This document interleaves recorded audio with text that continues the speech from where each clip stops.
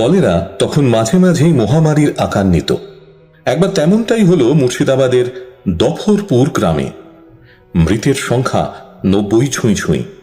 গ্রামের মাতব্বর হরিপ্রসাদ চাটুর্যে এহেন অবস্থায় আয়োজন করলেন হরি সংকীর্তনের। ওলা ওঠার প্রকোপ যদি কমে, হরিনাম সংকীর্তন হলো, তবে তার থেকেও বেশি হলো ওই হরি সংকীর্তনের প্যারডি। ভাই হরিবল দুবাহু তুলে, সমন দমন যাতে হবে রে, রাজার যে রাজ্য পাট যেন নাটু আর নাট ভাই রে, দেখিতে দেখিতে কিছু নাই রে, ভাই হরিবল দুবাহু তুলে। হরিনাম করে কলেরা কমানোর চেষ্টাকে তীব্র চাঁচা ছোলা ভাষায় আক্রমণ। ধন্য ধন্য রব উঠল প্যারোডি গায়কের নামে। গায়ক হলেন শরৎচন্দ্র পণ্ডিত। তবে গ্রামব্যাপী সকলে তাঁকে চেনেন দাদা ঠাকুর নামে। শুধু দফরপুর নয়, গোটা বাংলাতেও আজ তিনি এই নামেই খ্যাত। দাদা ঠাকুরের জন্ম 1881 সালের 27 এপ্রিল বীরভূমে। তবে শৈশব থেকে কর্মজীবন মুর্শিদাবাদে। অল্প বয়সেই বাবা মাকে হারান। চলে আসেন দফরপুরে কাকা রসিকলালের কাছে। বাল্যকাল থেকেই পড়াশোনায় তুখোড়, পাশাপাশি শান দিতেন ছড়া ও গানে। সেই সব ছড়া আর গান একদিকে যেমন রসবোধে ভরপুর, অন্যদিকে তেমনি তীব্র শ্লেষাত্মক। বাংলা, ইংরেজি, সংস্কৃত 3 ভাষাতেই ছিল তাঁর সমান দক্ষতা। মাত্র 23 বছর বয়সে উপার্জনের তাগিদে প্রেসের ব্যবসা শুরু করেন, পণ্ডিত প্রেস। সেই প্রেস থেকে প্রথমে প্রকাশিত হয় জঙ্গিপুর সংবাদ সাপ্তাহিক পত্রিকা। তার কিছুকাল পরে বিদূষক। এই বিদূষক পত্রিকাই তাঁকে বাংলা সাহিত্যে ও সাংস্কৃতিক জগতে আজও অবিস্মরণীয় করে তোলে। বিদূষকের প্রথম সংখ্যার প্রচ্ছদ ছিল বেশ আকর্ষণীয়। এক ব্রাহ্মণ পণ্ডিতের ব্যঙ্গচিত্র, কপালে লেখা দুঃখ আর পেটের ওপর লেখা উদর রে তুহু মম বড়ি দুশ্মন। স্পষ্টতই দুবেলা দুমুঠো খাবার জোগাড় করার জন্যই পত্রিকা ছাপা শুরু, সে কথাই বুঝিয়ে দিয়েছিলেন প্রচ্ছদে। সম্পাদক থেকে বিক্রেতা সব ভূমিকাতেই ছিলেন দাদা ঠাকুর নিজে। ছাপা হয়ে গেলেই পত্রিকার বান্ডিল নিয়ে চলে আসতেন কলকাতা। ফুটপাতে ফেরি করে বেড়াতেন সারাদিন। সেই নিয়েও রয়েছে প্যারডি। জন্ম আমার জঘন্য স্থান পল্লীগ্রামের জঙ্গলে, দেশের মঙ্গল যেমন তেমন নিজের পেটের মঙ্গলে, আজ রাত্রিরে ভরে রাখি খালি আবার কালকে তা, পেটের জ্বালায় বিদূষক চলে এলেন কলকাতা।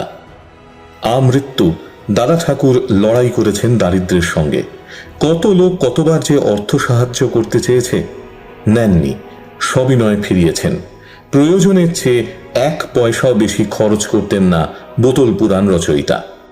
কলকাতা কর্পোরেশনে তখন মুখ্য নির্বাহী আধিকারিক সুভাষচন্দ্র বসু।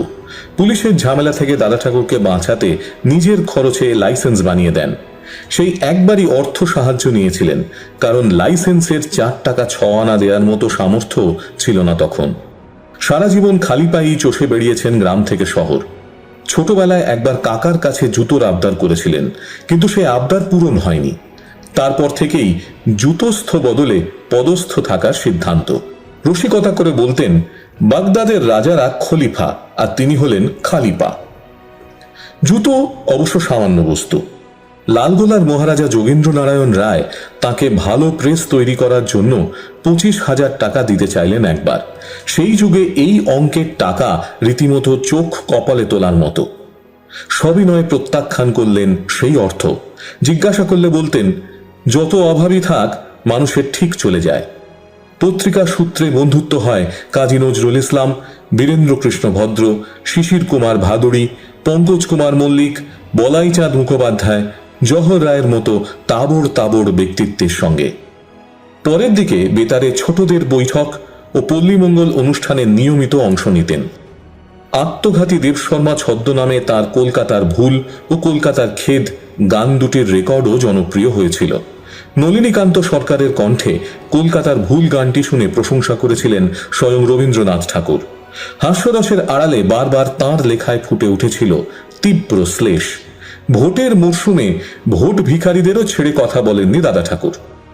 তখন বঙ্গীয় আইন পরিষদের ভোটে বেশ ভালো ফল করেছে দেশবন্ধু চিত্তরঞ্জন দাসের স্বরাজ্য দল। একবার ভোটে ক্যানভাসিং এর বহর দেখে লিখেই ফেললেন ভোটামৃত। 1330 বঙ্গাব্দে প্রকাশিত পত্রিকায় দেখা গেল শ্লেষাত্মক দুটি কবিতাও। কিছু লাইন তার এই রকম: কোন গায়ে তুই ভোট ভিখারি, কোন গায়ে তোর ঘর, ভোট নিবি তো গোটা কত, কথার জবাব কর। এবার নতুন নামলি না তুই, আর একবারও ছিলি যদি বল না দেশের কি ফায়দা করিলি। প্রবল দারিদ্রে আধ পেটা খেয়েও থেকেছেন কোনো কোনো দিন, কিন্তু অন্যায়ের সঙ্গে আপোষ করেননি কখনো। নির্দ্বিধায় বলতেন, it's better to starve than serve. যতদিন ভোট ভিখারিরা কথার ফুলঝুরি ছোটাবেন, নানাবিধ রঙ্গ করে মিথ্যা প্রতিশ্রুতি দিয়ে যাবেন, ততদিন সদর্পে বেঁচে থাকবে দাদা ঠাকুরের ভোটামৃত ও ভোটের প্যারোডি। হাস্যরসে মাতিয়েও আয়না দেখানোর কারিগর দাদা ঠাকুরকে তার জন্মবার্ষিকীতে বাংলা লাইভের শ্রদ্ধার্ঘ্য।